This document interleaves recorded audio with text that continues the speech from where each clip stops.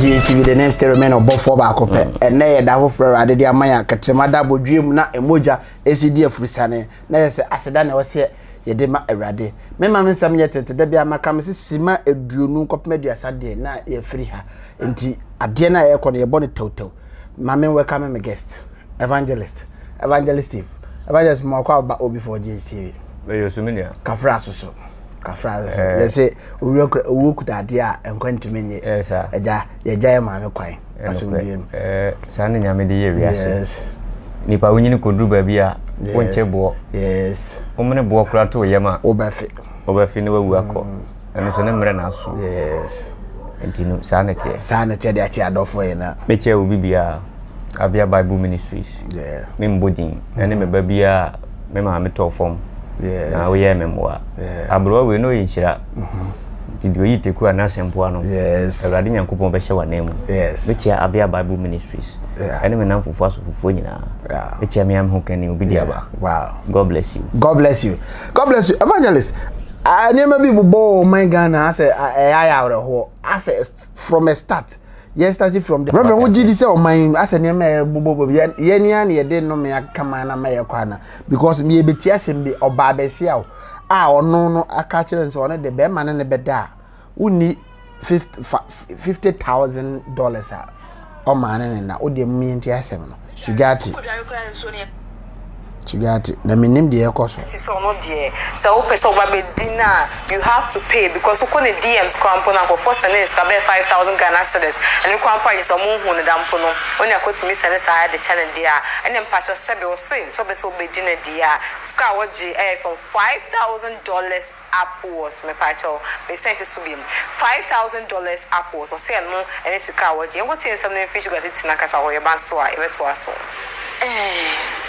Omana omudi omu free no ebi omu omu reason but obedi mi da so man bibio say ataye hye me tight ataye hye me scan am de toy what is here makeup mi tuaka me nails in 200 cedis me canada me sky what are you trying to say Bejari ukodari ko enso ne yeto ye beto samina obeto G string what bibia nti we peme ya so ma miska obedi mi a ya obedi mi a so miska shouldn't miss Casao and see on with dear which be behind. Rent behind. Now we house on 5,000 and I bet. I don't know about you. 5,000 and I was like, no, in my DM, bit me sending 5,000 cities for free. It is already me the issue worth it.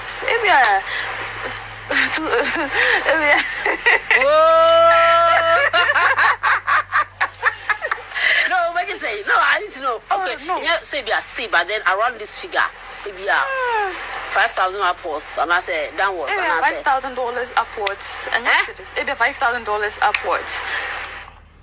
Are you being real? I'm being real because $5,000. Ma, so bit me $1,000. I brought home me damn year, man, dear. Oh, me dim just say about 6,000, 5,000, 10,000 thereabout.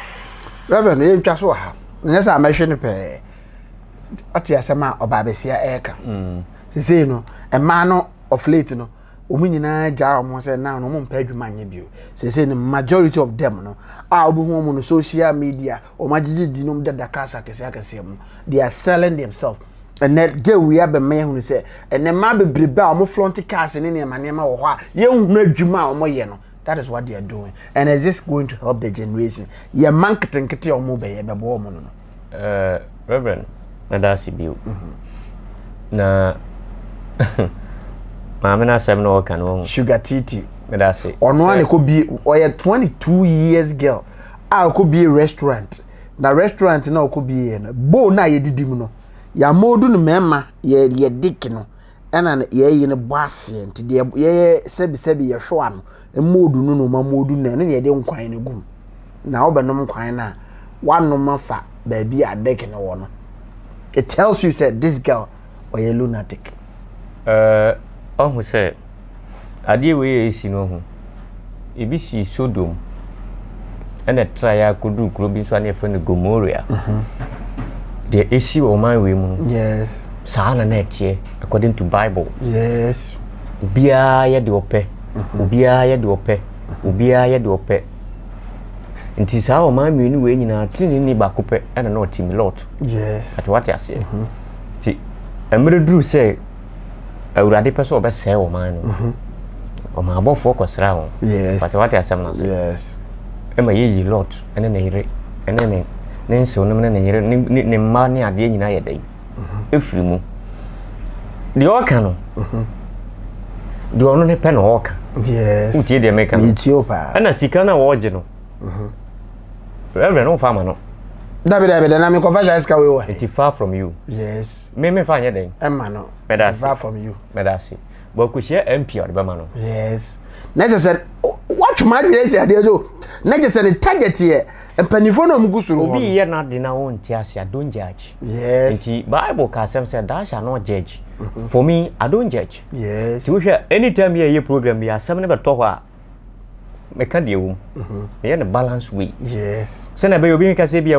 enya minti yes that oh enya minti yes no nyankopon se ma me nkasa sa yes just ye hwe asem no in the right direction be free ba be ko akosi enti we no can far from you when you victim I am not yes but omo mu wi a o man we sika no yes omo no target wo omo no me victim utie de meka no enti se wo wi o man sika nko ade a na se month utimi gi 200 million na obi nso ye adwuma a month waji 15 million a na che say you are unrobber yes enti se be woni me be dade a twese wo man $5,000 me check here almost we pay in half yes yes what did me tell no enti wo no ye business no so ye dan any business but that's it and I want to me tell no oh my god now we pa I don't am tell say send your man na kudu no it is time maybe I make us on my way ahemfo a do time I say jama boa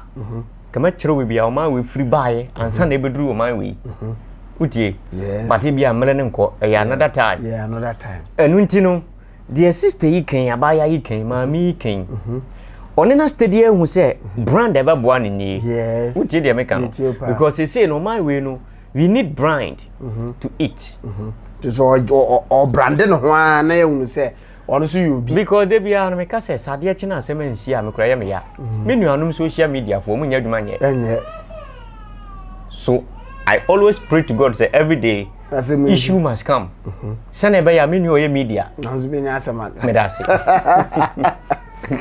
asem na nya asem panagari atin bone na che me da say oh say o man na nyo man papa nti be se no ati asempa and I want to me tell me tell say look at for who so look at where Ghana coming from and now yes who did them make me tell pa na as minute bia to niam minute bia to niam yes I say in some papa when be see o man ye kura Ghana for no kura no ye timamufo no ye ti o man ni mu kura mpo no ye do nyankopon enye sanka basa ye kura ye den esi kura the very long time yes but ye no yesu no na ye mpese basa be den na ka de every day bia we fought in car ye ko car lorry fare ye to petrol yes rampant tum basa te say de wo na wo twika ne de wunye nipa because ono tuma obetumi ato okuta cheat yellow green how de go dey ekwaje ye de man free but that's it ase ye na ehiafo no mum na etueska for ka oh my Ghana afi ho point no yes nti so no to petrol ni ma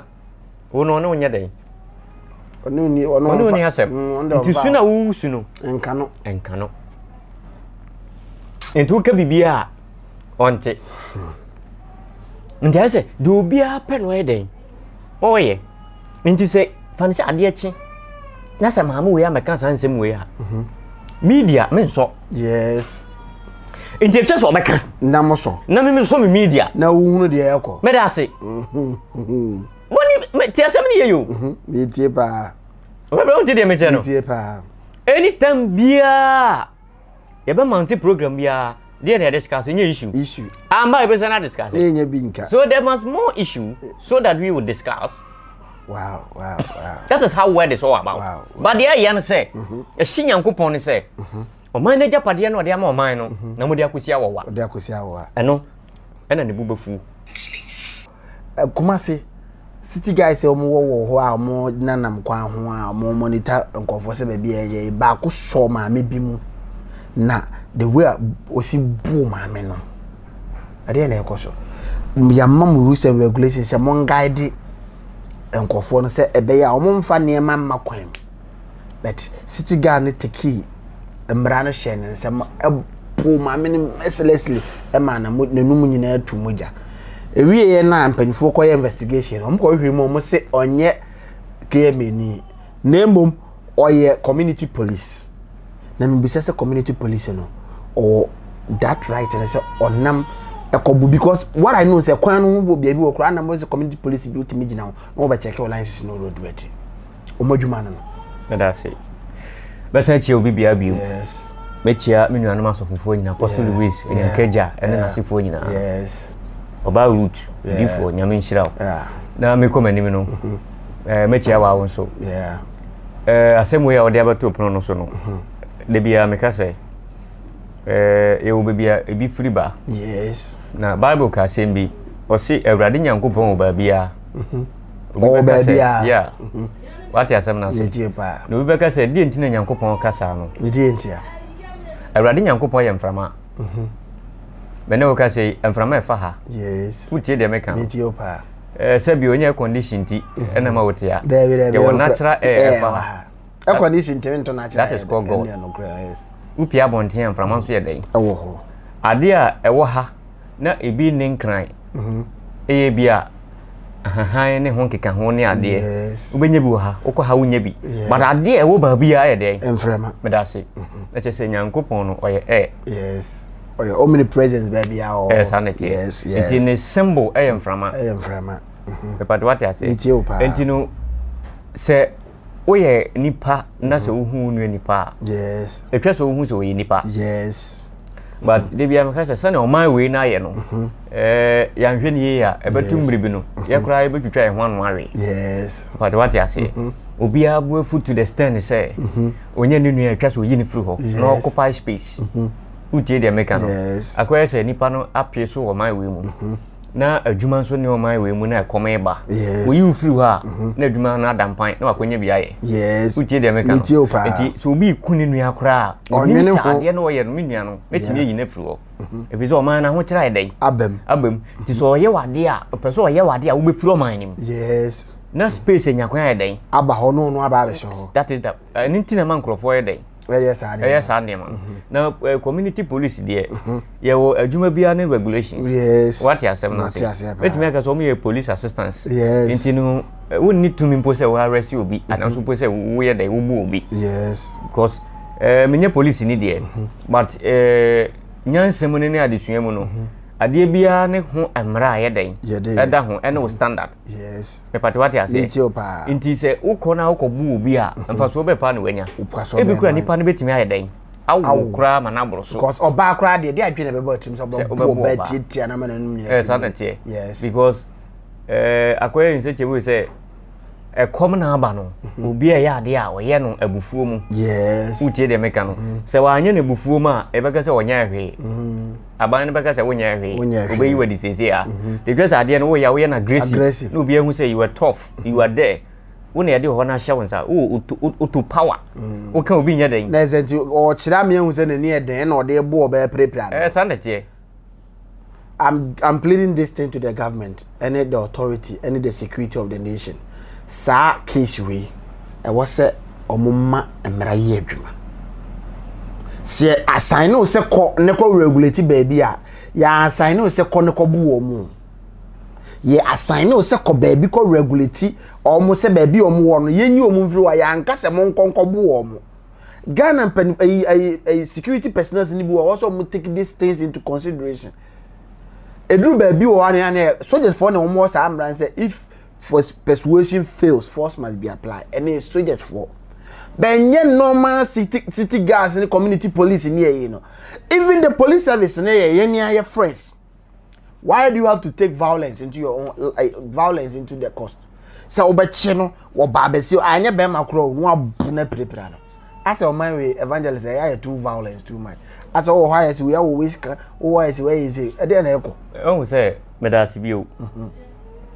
Bible ka sembi ewo Philippians 4:13 Osi metumi ye ade nyina metumi ye ade nyina enam de o share me ne dinemu the dimu nti utie de meka yes sa quotation we wonya sofo ntimi nkan yes we soje ni na okakan obeku nipa yes if you say de o share wo ne dinemu ne hwan amampani yes tu betimi abu obi e wo sa amampani ne dinemu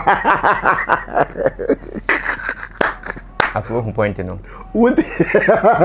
once away there is a press so soja ni bi bu obi a police ni bi bu obi a na say de share ne den no ne dinemu nti anya ni obeyi na di so I am doing say nipa be hu say me tough me police nti me ye me police aduma yes you get me right but sa bible nin kasa sa on person kire sa bible nin kasa sa de na say ko anim the evangelist it's high time ye woni ma bi o man Ghana entimi nsi wa abrochi me bebo audio no wati de broni on okay of minim ba bi onya aka ni free but the presidency yes sticker from the presidency let us say sticker na tawka ho a automatically tells you say car we if presidency neighbor Matias and a siren esa bom at say president and say ministers and say dignitaries akase and neighbor and a bruni ni ticker no and wo bo siren no de na police for kwachi no mummy enti asema bruni ni kan ni ria na wa kire wa adwe but I say I was stopping with like the other people, but because they said no one was moving, I put on my siren, I blocked the road for him to pass, and I went after him. Okay. Let me say something. Just to help the ambulance to move. Let me you can even if you want, you can follow to West Africa, and we can check it. I'm down. Now, there are some major things. Some institutions that are allowed to use a siren, like the police, the military, the prisons, the banks, fire service, and all that. Yes, I know. Yes. Now, in which capacity are you using a siren? I want to know. In which capacity? What do you mean by which capacity? Do you fall between any of the categories I've given now? No, I don't fall. So how come you're using siren? You own this vehicle. So who fixed the siren on the vehicle? It's the guys we called. The sticker you see on this vehicle is Office of the President. It has no roadworthy sticker, neither an insurance sticker. And that is one of the main reasons why the car would be impounded and probably the driver of the vehicle arrested and detained until he produces whoever issued him with the sticker. Aside that, he's being charged with other offenses. Reverend, say what you police ni or bronion foreigner free ni kroma buy man Ghana abefa sticker a free the presidency atale ni car roadworthy mo ho insurance ni roadworthy mo ho na onene nam no oni go through nti wo so wiu na ebie mama no ko na police chair no police ni bisa no or besides say categories we and also falling within ambulance, police, military, and say security, and even the president. To me, so do that person fall within this category? I say no. Inti iya mind obi betima ko abrochira ko yesa adewe. Beda say abrochira na wo kan no yenton yo. Abrochira yenton. Dabi. Na say Ghana so yenton. No, don't say that. Unim tia. Or might be more resources able distributed to the white people, so automatically the country is sold.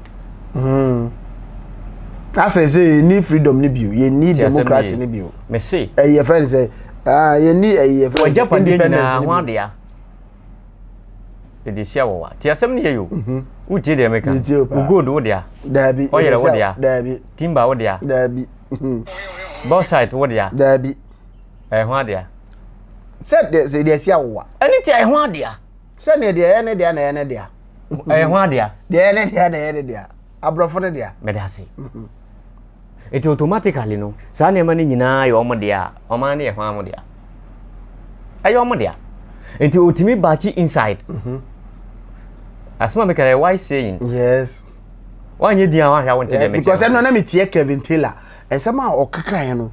Me Kevin Taylor nye nipa me 30 ni but no and somehow he was saying no. I was very sad to the extent say okache say you can choose to listen to me, you can choose not to listen to me. At the end of the day, and it doesn't affect him on what in a bridge. But ye need to Ghana no. Ye mum na ye dear life to in jeopardy. The reason why Okasa assembly say Ashawo if you be chrome ebe say mine ako or be say na ko charge ye the ball Ashawo e court no. Oye offense small scale mining. Instead of say oye was any oye illegal mining, or yes, small scale mining. It tells you it's a case in intimate coffee. It is all the document. Yes. It tells you it's a seminal more can case, or the bell wada and a case in a foolish case. Someone not can tell I was very sad. I said, oh my, we should have more my way. Now, but let's take the Ghana, you what? Yes. Oba we say Ghana, no Casano. You saw the crack. Who did American? You so do my way no, and you know, I check. Or my penuku further than I could try say or rescue a sanity.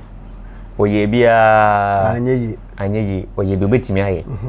And no free or coy. What are some masses? And I time is so. Tamris by, you know. Omo pana pumpum if you say, Upa some dredia, or my way in Yason dream mine. Who did American? Yeah. It is a dear Fuhana cop. Yes. Then Nimia sounds so by. Papa no be so mahama mampani ono so be so ono so ye ne dia odi ewura darkness and ono so free hoye dey ekoye na overall boss his excellency na ado dan kwa kufuado ono so aba utie dia meka ono so odi ekọ be obetimi dia dai obetimi dia akọ nti say baby odi ekoyi and then I make sure say this country is sold atonda dada ajapade e wo man mu utie ene ma wo man na hodene yes na wo kwala na ene mo honum se no musu munya future yes mpate wate ase na sa ne ma we nyina na ye de akosi awawa akohye broni nsa agiska na dikura wie dada enti wo ba na wa wo no ne future we ne Ghana na otimi ne we ana wonte de metre no reverend asem na oka no wa wo ti asem na ase no wan ya o ti a obesu opese o kire se Ghana ye de o man na nkasa sia wo ye go diamond magnets bibia ye de sia wo automatically nkranke to na o ba o mu ni future because ase wa wo ba na wo papa no amo bran fancy nkura no akura no ba wo ye empty because obekosuku a wo de sika obeye we wo de sika and now no ye panifo na ma bibia is off into Ghana we don't have future. What the point and I say? And I am to na mitwa. Yes. You know my way near wo. Omo wo ye nkete ni nimsa na Ghana city. Yes. Omo wo ye nsa na Ghana tie no. Say omo continue ye ne mapa anke enne. Because jeja me support was say say, "Come nkroma ya akosomo dam." Akosomo dam na ne ahwe ye to this time. Na me kire we say.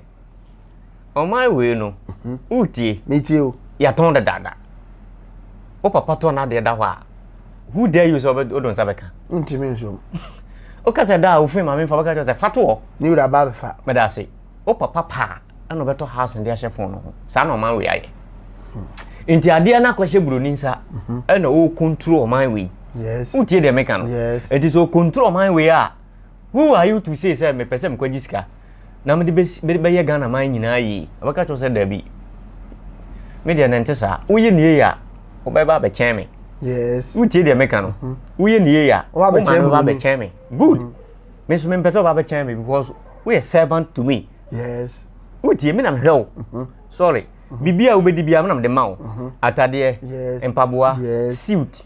O parliament nkonya. It is a hard time I pass ye kan okre. Yes. Utie de meka no. Utie opa. Bibia afiri ho. Opa kwa shatale na enye force.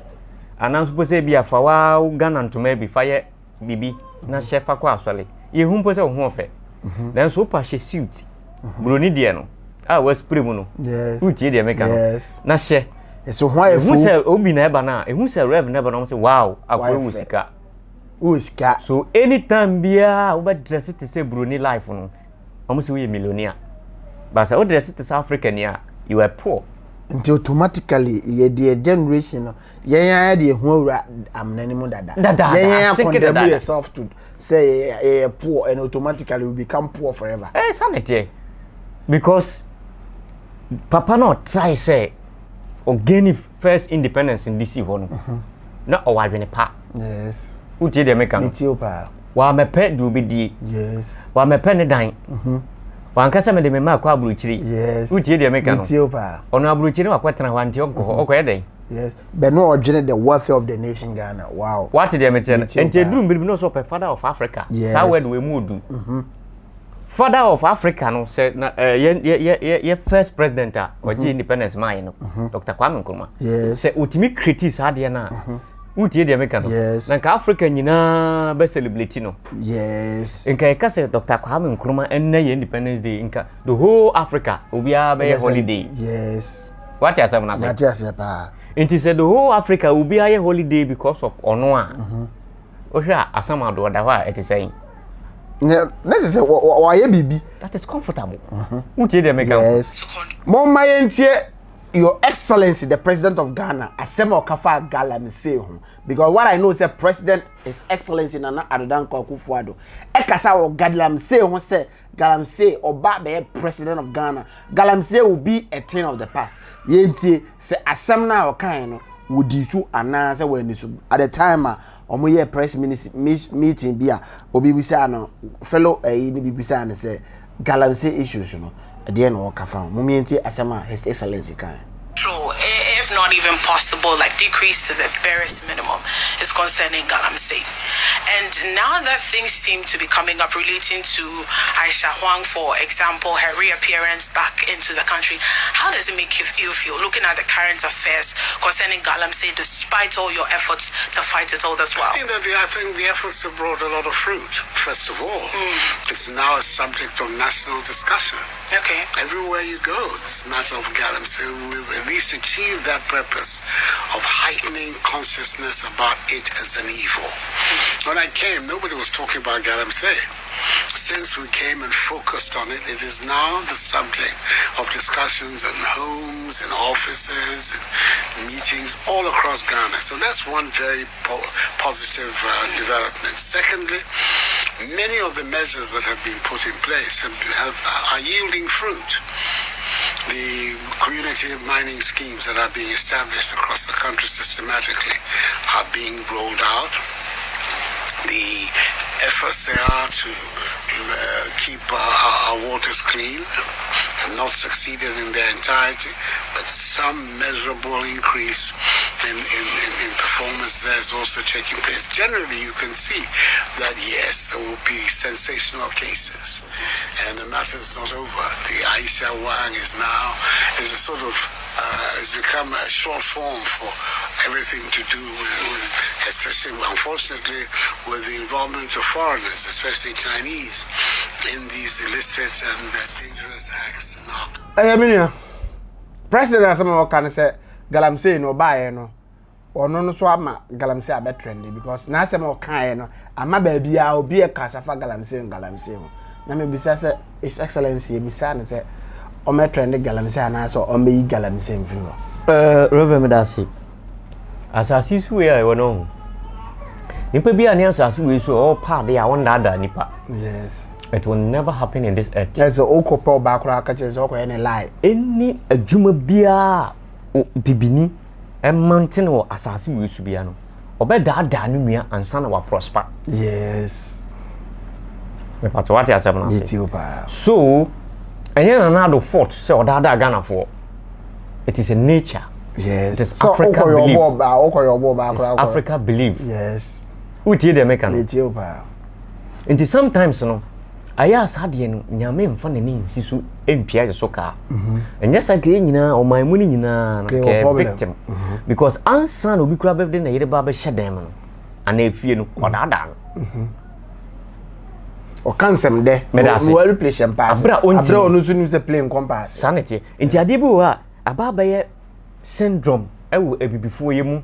Say manye this mintimi move forward. Yes. Oh, ade no enye oh, when ye nyamiadum, you move forward. Let's pray. It will be okay. It will be all right. Number of factors here. Who did the mechanic? Yes. Meanwhile, you know, said no. I didn't hear. I didn't win. Mean to me. But one can't. The ocean inside your day. Enka. Wow. But Nina, what you see? We now want to you.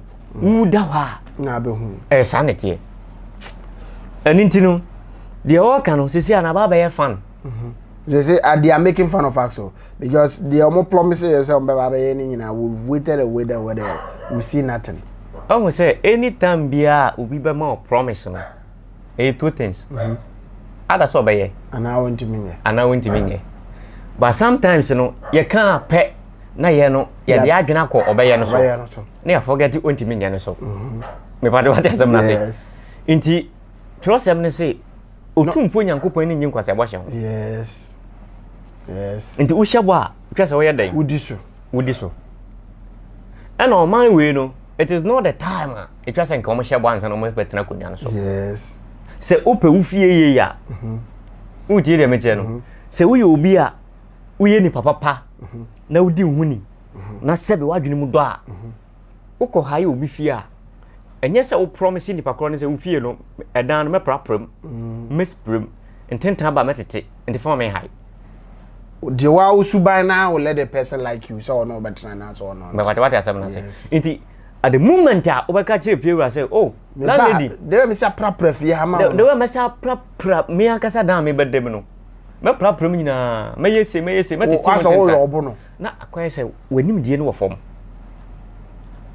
And into Bia no wako high dan say all dem a wa yobu efie wura say me ba me prapra me mpanse me yese this just one the cap price uti dem make no then meet me I will pay it na watua yes no wako dem ho so ko tran dan mu ho na ka say bia wako sra na wow we nipa we dey kwatra me fie acha anka obey dan ni you hwe dey we say dan no fe dey we say painted dan no dey we say ni say wow then I amazing to the landlady and landlord the landlady no say no this man you have we are wisdom we nyansa we knowledge me ba do what asem na say enu ntinu o man no e ye wo dia uti we Ghana ni o betena konwa so you don't need to promise o promise na chese o be yenkwase asem wo seat no so o promise ya na so ba be yenkwase reverend o last word I be catch Ghana because any we are another topic to tackle o last word I be catch Ghana because this time around I promise you say be call in 30 minutes o last word I be catch Ghana obi medawase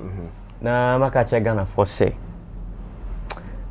mumie ntwan na awurade nyankopon na basaba kese yes enche trimopo de o man we ba ye no yes o de beba yes se twase ahemfo ene wuru yen a o ba be wuru taso se twase broni ene be fa ye noma o ba be fa you go ye be se akonkwa so colonize yes emfa nyankopon yes me patu what asem na yes ye be fa se yan so ye de bra bo be kwa kwasha brofo nsa so Queen Elizabeth ye be san akọ because benin fo ye bi so mkwaka Nigeria ho me patu what ase yeah emre no so a you go because you say baby edru no we ye ho hwe enye den enye yi chisenya Yesu Kristo na kasa samba na be ka say hey Ghana fo ade we na me baye ene Yesu free because of my Ghana we are weeping, we are suffering and we are praying that God will intervene. I think say ene ahane de dwumade ne be sie me ne evangelist Steve Avia Bible Ministry so for panyin na ene ne twetwe nkomo evangelist obachia dofobia mechia Avia Bible Ministry na mechia will be for GTV yes madam say ene mo mpai bo ma bro wato form wo de mpai bo ye den eta mechi makọ aba asundwimu konye obi ne timi ko ba asundwimu ebi koba no mo be ebi koba ko ebi ko ntimi nkoma and the card to the part 20 ni ada ti enu no meda obi for GTV crew nyina ene mu mpanimfo asofofo nyina meda mu nyina ase na meda obi bia wo hwe me obi bia wo do me sofu bia wo pemasem enso me pe wase god bless makraw wakra de anam so hanam de dwumade ni be kono we dina mo amanim obofo ba ko god bless you and stay blessed bye bye. I said the topic we have because only the